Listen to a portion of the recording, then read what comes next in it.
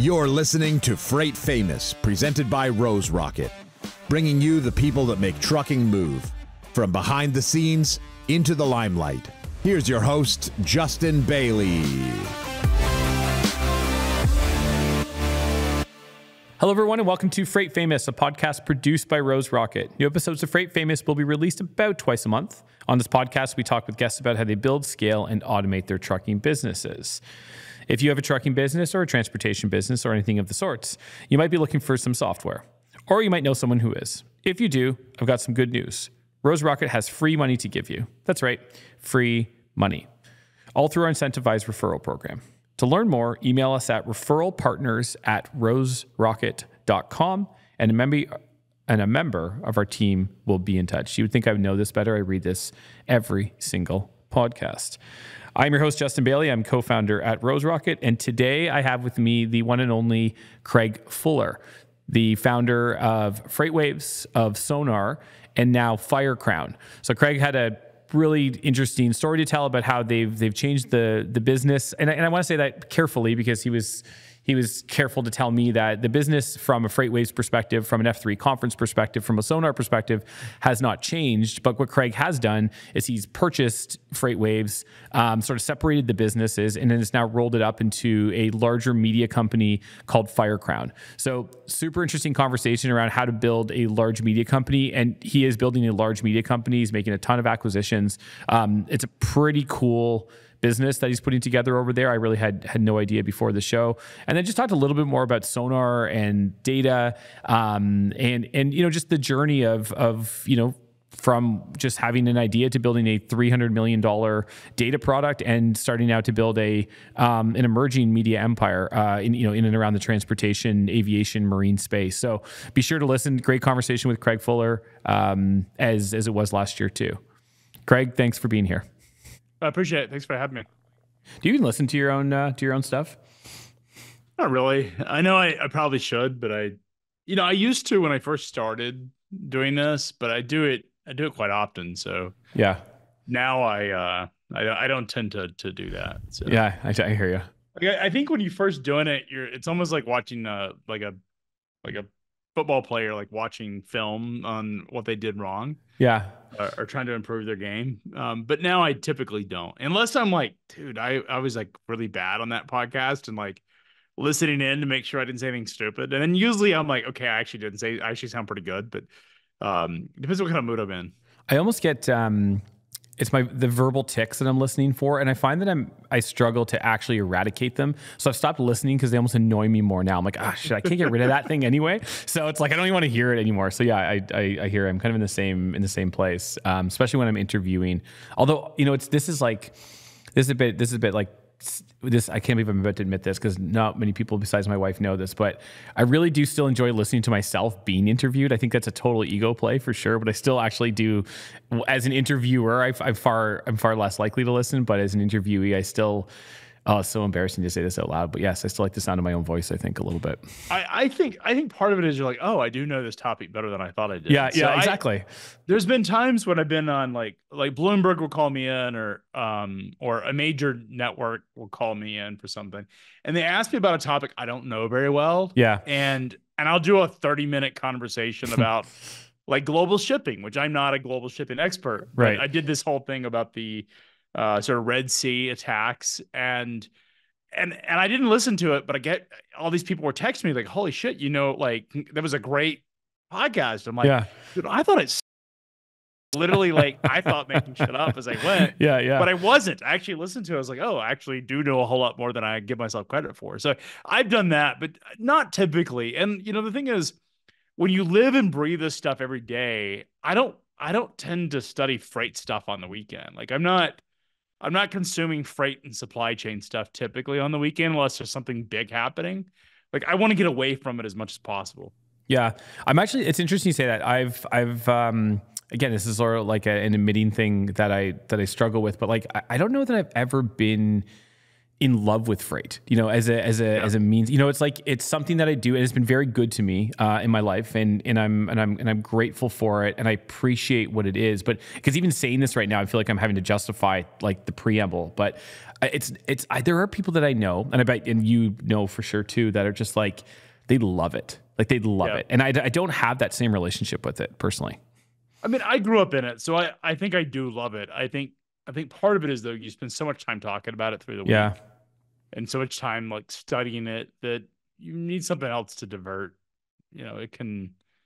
For me, it's just a diversion of something outside of the industry. But I grew up in it, so for me, it's sort of. I love talking about the history of it. Like, I think that I always sort of enjoy doing is like going back into the like ancient history of freight and having a conversation about how we got here, kind of thing. Yeah, Just because I think it's so fascinating, and a lot of that is sort of like tribal like stories versus stuff you find in a textbook. I think that stuff's pretty interesting. Yeah, it's like almost the anthropology of it, like you like that context. I think for me, it's like my wife owns a freight brokerage. She also comes from it, like 100-year-old trucking company family type thing, and so I think it's around, to your point, like it's around me a lot. So it's like it's around me here, it's around me when I go to trade shows, it's around me when I go home, and so I think in sort of the not loving it, it's almost like I feel like it takes up at times too much space, you know.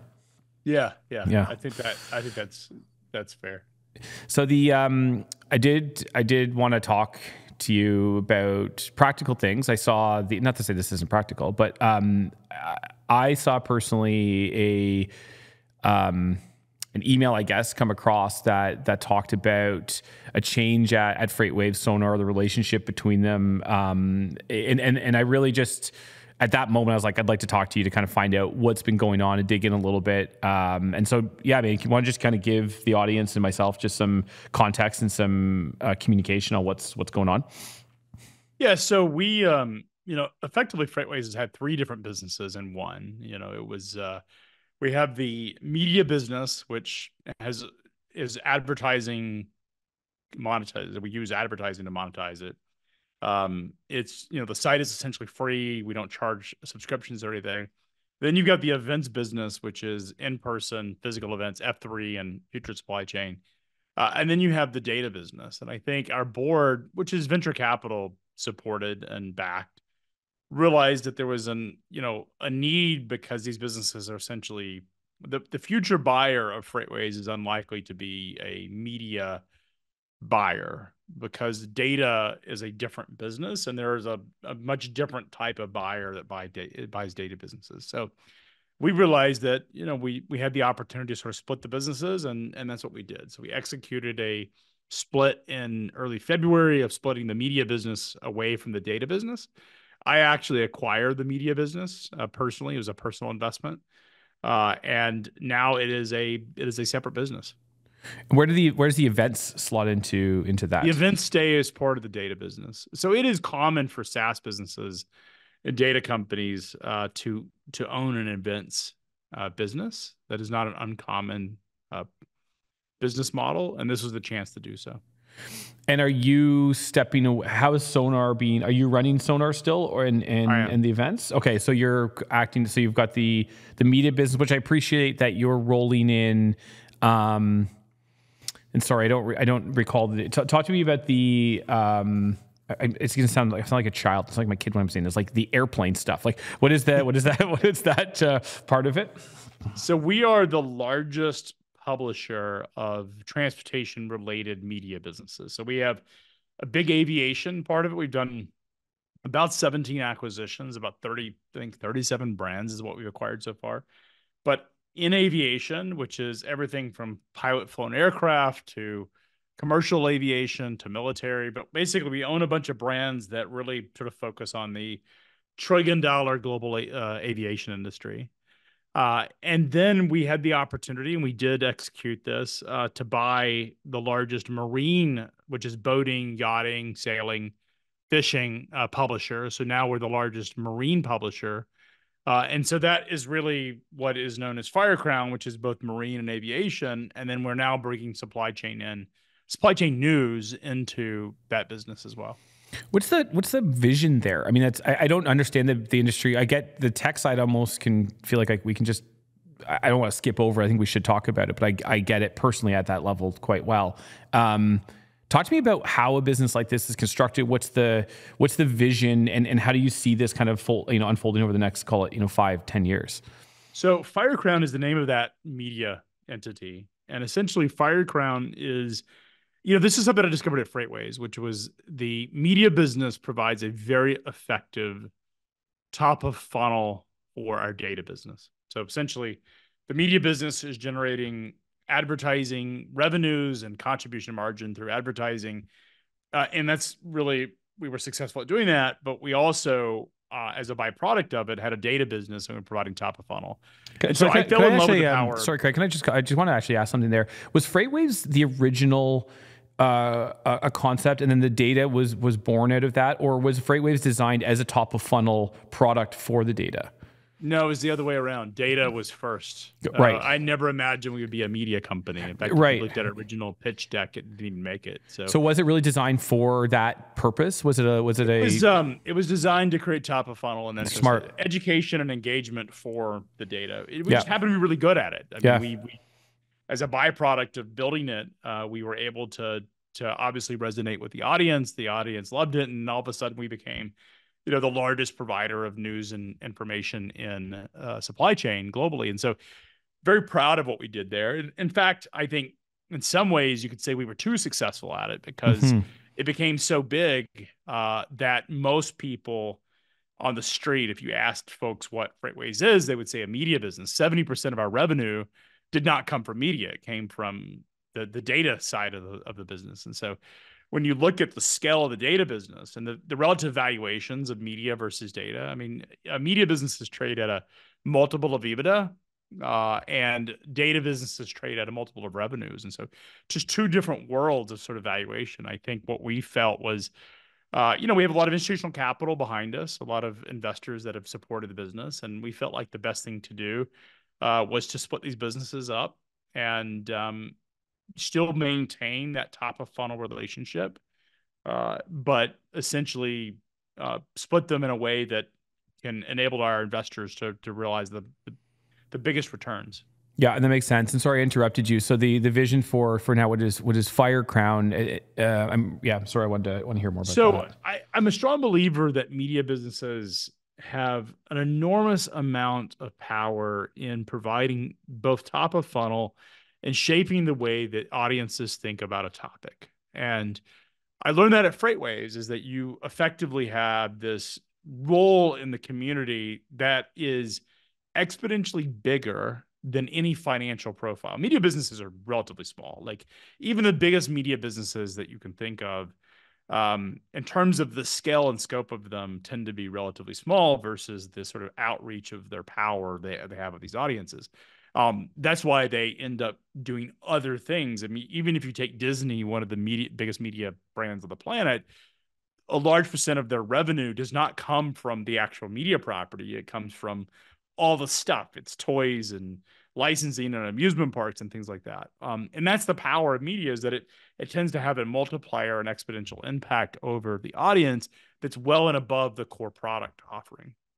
And so that was sort of the thesis I had. I bought Flying Magazine as a sort of a side hustle passion project because I'm a pilot. And from that, as an entrepreneur, I couldn't resist myself to think, hey, I could probably try to do this top of funnel, take the media business that I own that's flying and sort of find other products that I can services I could sell to the audience. So we've made 3 e-commerce acquisitions where we are selling products that the audience wants and cares about through the aviation audience. We've bought 1,500 acres of real estate for development. We're building a fly-in community in East Tennessee. We bought a finance business. If someone's buying an aircraft, we've got to find financing for it. So the concept of top of funnel is still playing out very much inside of Firecrown. And that's really the vision, essentially, is what we're doing is we're buying up legacy media businesses, which have strongly connected audiences and engaged audiences, and then finding commercial products that we can offer those audiences that they naturally would otherwise consume somewhere else. And so that's essentially the business model, is this flywheel of taking media and audience and providing opportunities that are above and beyond what the core media business is.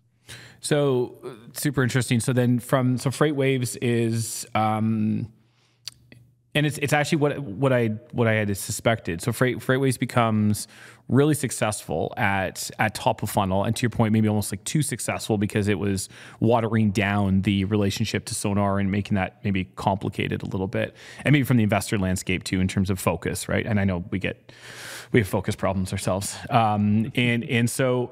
As you think about, so when I think of what FreightWaves, I think of obviously a B2B offering, right? And a pretty like nuanced type thing.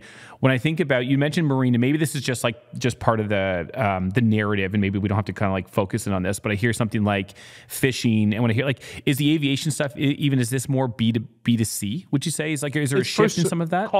Aviation is prosumer. So prosumer is a term that means you have professionals. It's a consumer orientation, like the products are consumer oriented, but you also have a professional element inside of that. And so the people that are, so both, in aviation specifically, we talked about this very early on in the conversation when we first opened, is that I'm not doing things on the weekend to sort of consume supply chain content. Like right. It is a functional role that I have in the industry. And other practitioners have in the industry. We care deeply about the success of supply chain and about freight, but when we are not in the freight industry, we likely have other passions that we're sort of following.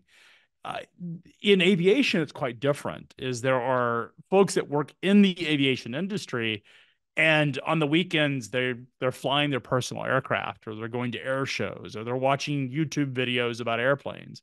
And there is a small segment of our supply chain industry that does that, but it's a small segment that does that. Aviation is probably the opposite. I think almost every person I've met that works in aviation as a career joined the industry because they were passionate about airplanes. And it's just sort of how the way industry is constructed. So that is our audience. We're selling to an audience that's both consumer sort of oriented and does it because they are passionate about airplanes, but also there's a large professional audience that we're also selling services to, advertising and other products. And that's essentially sort of the model. Now, you may be asking, what does a supply chain media business have to do with this broader sort of thing? Is that 75% of media is not actually value added. 75% of an infrastructure for a media business doesn't add any value to the consumer. At least they don't see it. It's all in the background. It's think about just in producing this podcast, it's pre and post production. Like, it's one thing to be the host and sort of do it, but then somebody else has to like produce it and market the product and upload it to all the podcast elements. And in a media business, you have things like what we call ad ops, which is serving up ads. You've got audience development, which is creating new audiences and continue to nurture those audiences. You have advertising sales. And so a lot of the stuff that goes into making a successful media business has nothing to do with what the consumer experiences and mostly to do with running a successful business. And so really what we got out of the FreightWaves acquisition was this really strong infrastructure.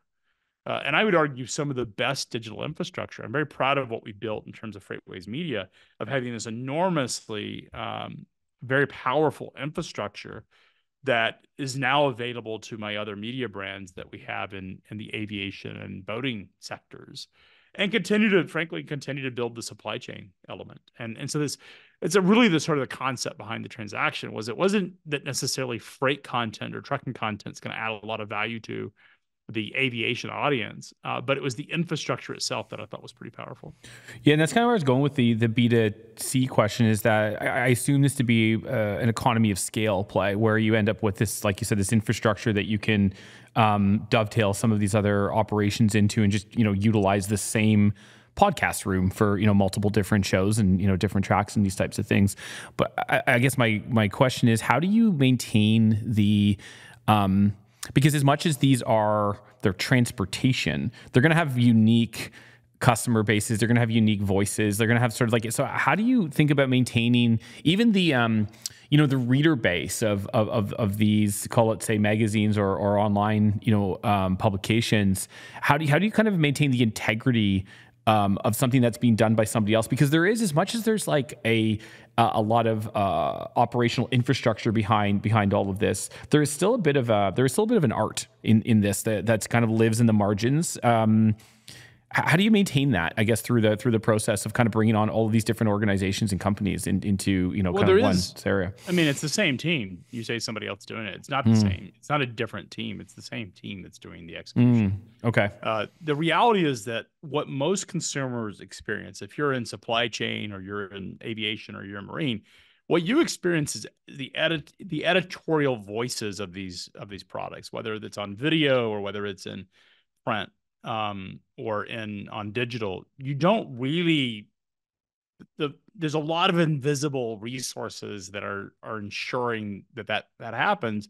And essentially they're product agnostic. Like, they're really, at the end of the day, what matters is the editorial voices continue to basically continue to put out content, continue to identify the stories, continue to do the programming around, whether it's a show, they continue to develop that.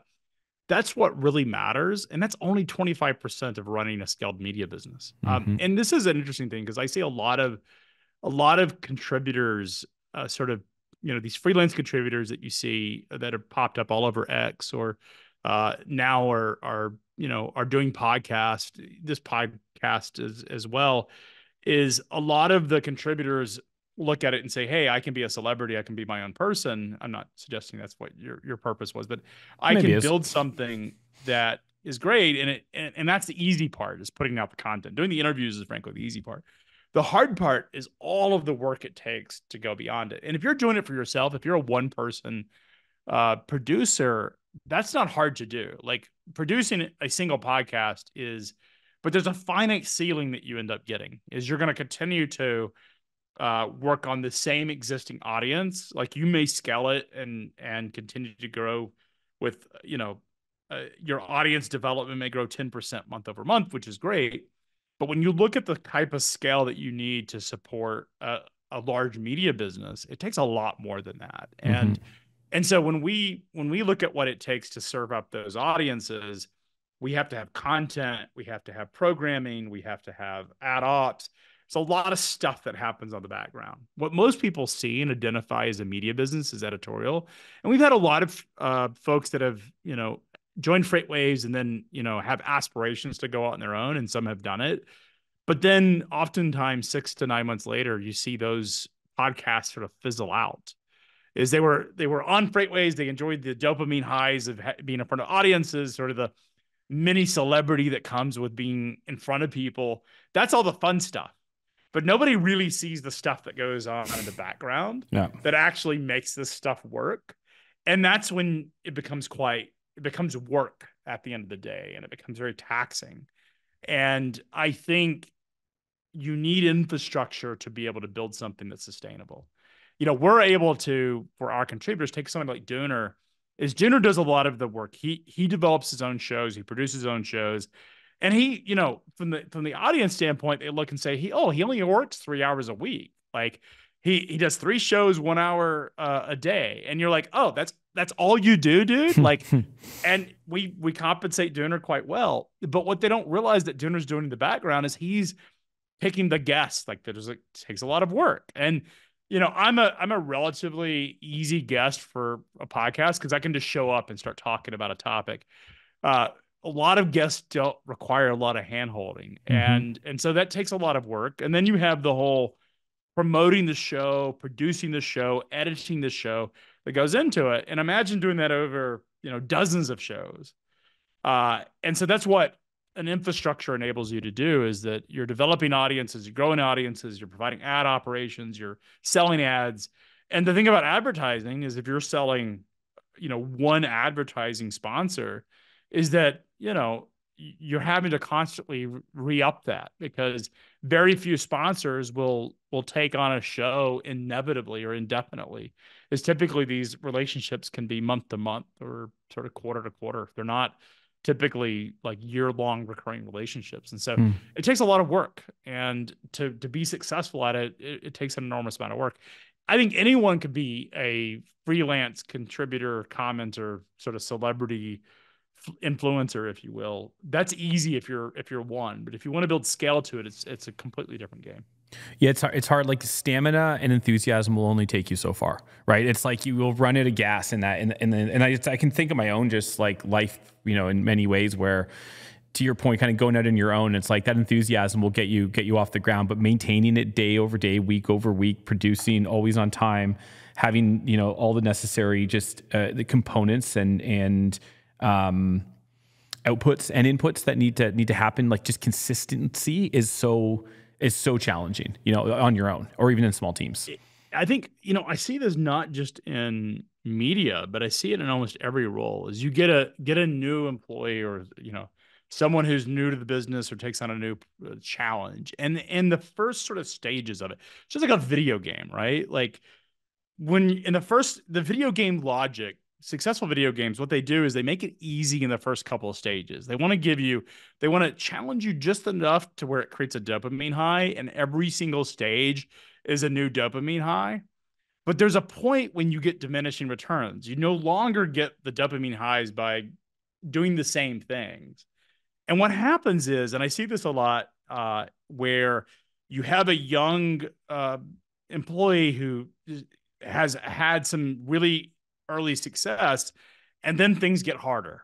They've taken on and accomplished the easy stuff, and it all of a sudden gets to the harder stuff, and they become disenfranchised. Mm-hmm. Early on, their confidence is boosted. They've solved all these problems, and then as it gets more challenging, it's no longer the easy answers, and so all of a sudden they lose interest in the project. And I think a lot of it exists also in the influencer community. Is you get a lot of the challenge of being in public and having a platform is you don't know if you can do it. You can prove yourself you can do it. And then all of a sudden you build up a little bit of sort of notoriety, fame, and those dopamine highs are big. You're getting a lot of comments. People are like, hey, it was a great show, great conversation.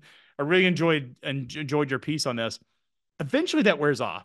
Like I found it for myself is like the first time I went on CNBC was 5-6 years ago. And I remember texting, I was, this is on national TV. I'd done some local TV, never done national TV. And I remember texting my wife, I was going from New York City, from Manhattan to New Jersey, the studios for CNBC. And I was texting my wife, we're driving over the GW Bridge. And I'm like, I want to jump out. Like, I can't do this. I was like, oh my God, I cannot do this interview. I was freaking out in my brain. And I was just panicked because I'm like, I'm going to be on national TV. And I did the interview and it was great. It was fine. Nothing, none of my worst fears happened. And now I literally can get a text message from any of the national networks and be on in a minute with zero prep, going cold. And I don't think anything of it. To me, it feels like no different than having a phone call or a video call. And I think that is sort of the world of what happens in media is once you sort of get over that initial audience and you sort of get over those initial hurdles, it becomes more of a job. It becomes more of a work. And I even think for myself is like doing podcasts or doing TV, it oftentimes becomes much more routine. So it's not these huge dopamine highs that you get. And I think that's where a lot of this sort of independent contributor model wears down. So in order to maintain a long-term media business, you got to build infrastructure because you got to support your contributors and you have to take off the work off them as much as possible because they will lose interest really quickly if it becomes a lot of hard work. And I think that's where infrastructure matters. And so by putting these businesses together, we just benefit from a much larger infrastructure. So as someone who started not to be in the media business and never really and imagined it and now is moving towards a significant media business by the sound of it, at least, via ways of roll-ups and then all the things that go along with it. And it sounds like that's the aspiration.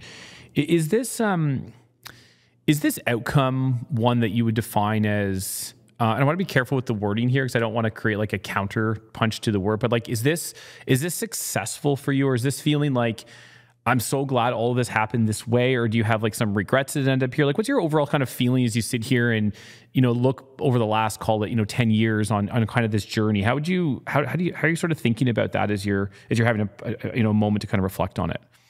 It's success beyond my wildest dreams. I mean, effectively, I built multiple businesses on something I didn't know I was good at. I mean, if you think about it from FreightWaves perspective, is the media business enabled our data business to be enormously successful we didn't we didn't have a lot of advertising or customers, like we didn't have to go spend a lot of money sort of in customer acquisition, but we ended up building our customer go-to-market built a really successful media business. And the internet itself is a big enough business to be a standalone entity if it wanted to be. And it built a data business that's worth $300 million. So I think by every definition, I've far and above achieved every one of my goals and missions. So I don't think in any stretch that there's, the business models change. I mean, look at Brad Jacobs at XPO. When he first started, he was going to roll up all the freight brokerages and, and went up and acquired a lot of these logistics businesses. And then in the last 3 years, they've all split. He's sort of reversed that whole business model into 3 different companies.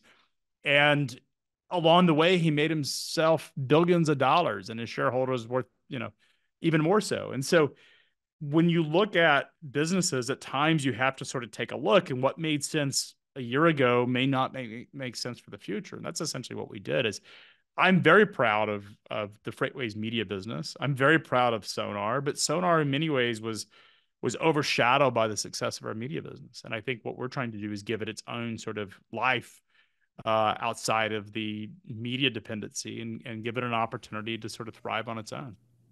Would you do anything differently looking back? And, as you kind of approach this and again, ended up here and again, wildly successful for certain, but we sometimes have things that slow us down or distract us, or we make bad bets. And, I think it's sometimes success can be hard to learn from, but at times failure it can be really a real, course teacher.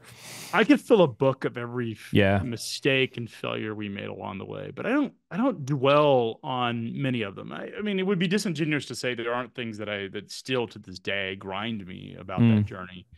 But I don't dwell a lot on the things that we could have done differently. It's more of like, where are we at today and what can we do to move forward with it? And so for every success, there's hundreds of things that we messed up along the way. And I think it's important to sort of figure out what is successful and double down and reinforce those. And the things that you fail is you hope that those things were inconsequential failures, were sort of small bets that you made that didn't work out, and that you can move forward. I mean, there's still a lot of things that I would like to see us accomplish in our journey. And I don't think any of these, nothing is sort of permanent in business. And so there's always the opportunity. Timing dictates so much success. There's always the opportunity to redo things. I mean, we started out the company to be a futures market. That was the whole idea and concept behind FreightWaves Sonar. And we launched it, and it was not successful. It didn't achieve its goals. Does that mean that in a year or 2 years or 3 years that we couldn't launch it again? No, it just means that the way we did it before is not the way we would do it in the future. Right. So how does Sonar show up now? Is there sort of a large difference in the way that you maybe want to let the listeners know? Is there a new way to think about it? Is there new leadership? I know you mentioned you're still going to be running it, so perhaps not. Is there anything? How does Sonar kind of come out of this differently, or maybe it doesn't? I think it continues on the path that it was on. I think it just becomes a more elevated brand. I mean, if you go and look at the size and scale of Sonar and compare it to a lot of technology companies that are in the space, it would be in the top sort of upper quadrant just in terms of its own size. But even when you go look at investor decks or these, the venture capital community, PitchBook and CB Insights loves putting in these like industry charts of all the different companies. Sonar never got a shutout. In fact, if you go to PitchBook and, we know the relative size of a lot of companies, there's companies that are much smaller than what Sonar is that is getting a lot more attention, frankly, because we're profiled as a media company. And I think that's true in a lot of the sort of thinking about FreightWaves, is that Sonar is largely not getting a respect as a platform business that it would if it was truly standalone. Like, the size and scale of that business is such that it should deserve conversation, but oftentimes the media business was too successful, and that's great. Like, at the end of the day, I don't begrudge the success of our media business, and I want to see it continue to scale and continue to build its role and mission in this industry. But I also think there's this great product that also deserves a lot of recognition. Yeah, there's worse problems to have than building a media business that's too successful, right? Yeah, I mean, that's ultimately, I think what I learned about this is that your media businesses can actually incubate businesses to a point where, if you go back to 2018, 5% of our revenue came from data. And if you go back to 2023, it's 70% of our business came from data. So like at the end of the day, it's all about, giving Sonar a life in the future where it's no longer a small business. It's now has a significant opportunity to continue to scale. Funny thing with Sonar, I find, is that I've often been, and I'm going to do it today because I'm growing brave with age. I've almost been embarrassed to ask what it is, and I think others have too. There's almost this, to your point, it's almost like FreightWaves has kind of created this. I almost felt like I was supposed to know. It was like, I don't even know how to explain this well. It was that you'd be like, well, there's FreightWaves and there's Sonar and that's the data. And it's like, okay. And you were kind of like challenged. Maybe it's just me as sort of an entrepreneur in the way I think about things, of kind of seeing, okay, that was probably a top of funnel play that became a big media company. There was a gap in the market. Then the conferences would show up to support set. And then the data is kind of the long tail of all this. I'm like, okay, I kind of get it. But in the process of my brain working through top of funnel, I kind of like lost the thread on what Sonar was. So let's do this. Like, what is Sonar? And the freight futures, I understood that a little bit. And I remember when it first came out, thinking conceptually this is really cool, but seeing what you saw too, that there was going to be some.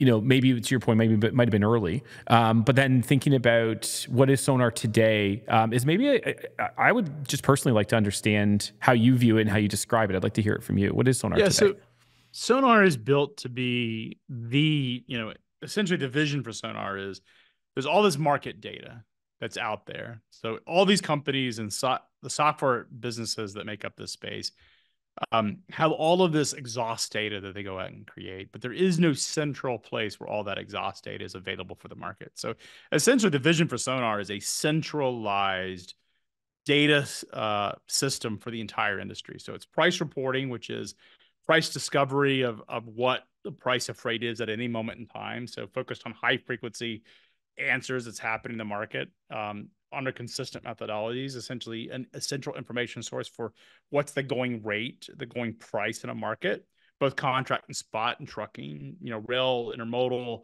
air, ocean, but essentially a multimodal central price discovery or price reporting agency for the global supply chain. That's part of the business. The other is what we call fundamental data. As we've gone out and worked with thousands of different software vendors that have a lot of exhaust data, and those companies are very good at telling their customers what's going on with their business. What they're not good at is companies that sell workflow solutions are not good at understanding the market. They end up wanting to sell one more instance of their product or one more customer on their platform. But what they don't build is a team that actually understands how to build anonymized and aggregated data across a whole market. For them, that's an R&D function. It's not sexy. It doesn't move the needle in terms of their core ARR. So for them, it's sort of a distraction. But what we've built is a business that goes out, and that's exactly what we do. Is we've built the information source for the market. So essentially, if you're wanting to understand what's moving across the global supply chain, not on a customer specific basis, but more on a market basis, that's essentially what the information they're able to serve. And we've built up an API suite and we built up a dashboard, and effectively that's what we're articulating. Is fundamental data and price reporting is essentially the two primary functions. Use the term exhausted data. What is that? Exhaust data. So let's take an airline seat because we can all relate with the airlines. So if you're a customer and you're wanting to track your airplane, you care about your flight. But let's imagine that you wanted to understand, and ultimately these data booking platforms of the airlines do scheduling. They tell you what your schedules are. But then all of a sudden, we want to know what is the percent of seats that are sold across a whole market. Like if you're in the airline industry, you want to know how you're benchmarking against your competitors. It's not sort of core to your business. In other words, the data itself doesn't help me book an airline ticket or find out if my flight's on time. But if I'm wanting to know the on-time percentage for the entire industry, or the percent of bookings for entire industry, the exhaust data is where I discover that. It's the non-core data that enables the function to happen. So in logistics, examples of that are our tender rejection data is an exhaust data. So tender rejection measures the percent of truckloads that are rejected. So 0 to 100%. And essentially, most of that freight is from the contract market. It's EDI and API signals. So EDI and APIs that go from shippers to carriers, essentially enable the shippers and carriers to communicate on, here's a load and I need you to pick up. Can you pick up? And the carrier responds yes or no. And what is happening, those computer systems are communicating to actually execute a transaction. They're saying, yes, I can pick up at this time, or no, I can't. Essentially, what happens when they say no, they can't pick up, is they're rejecting that truckload. They're saying, I can't pick up. Mm-hmm. Well, in itself, isn't that interesting? Like, that you just go on to the next player. And even on an individual customer basis, it's not that interesting. Maybe even in a market, it's not that interesting. But when you look at it across an entire country, you can actually understand the real-time supply and demand balance from those tender rejection data points. Is I can understand whether the market is capacity is tightening or loosening, and I can take that exhaust data that is just a function of as a sort of a result of what happened, and aggregate it across the entire United States, or aggregate entire lane. I can then build it into pricing models that can help predict pricing outcomes. And that's essentially what we do. Is we, another good example of this is ELD data. So we've got all of these ELD devices out there, and all of these individual ELD companies are very good at helping their trucking customers understand where their trucks are and what the hours of service availability are.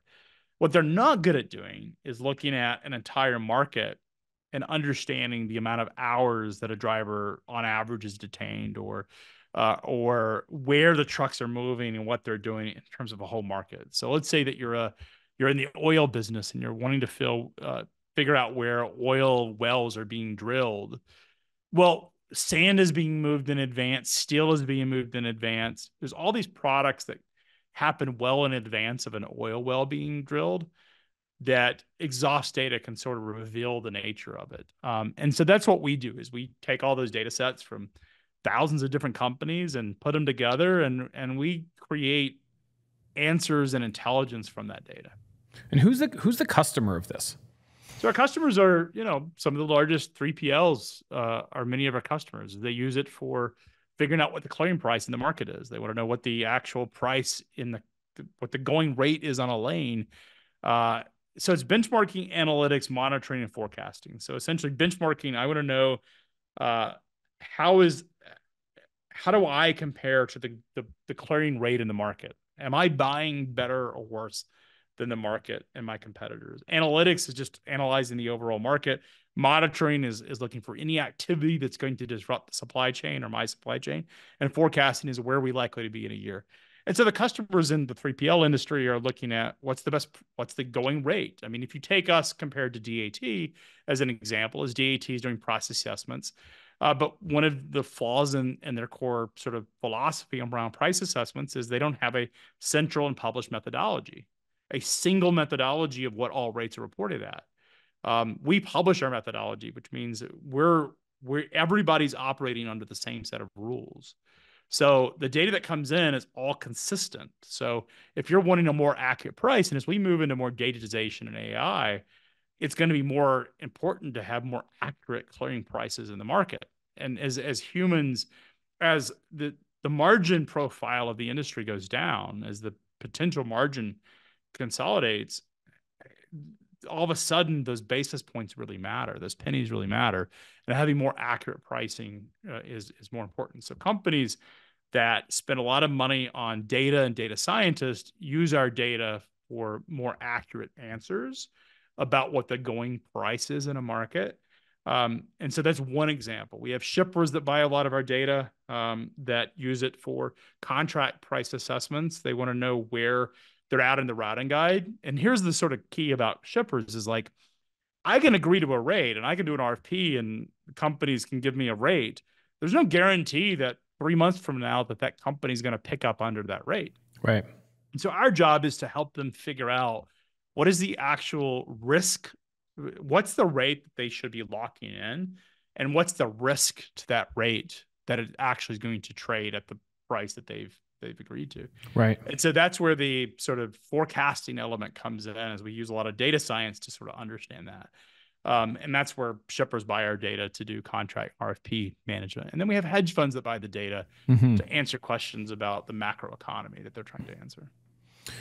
Quick pivot, just in the interest of time, but I definitely want to ask you about it. You talked about the events being broadly managed under the roof of Sonar, but as thinking about it as an independent mission, what's sort of the future of F3 in the various shows, and how are you thinking about that differently, if at all? Nothing is changing in the way we're thinking about our business.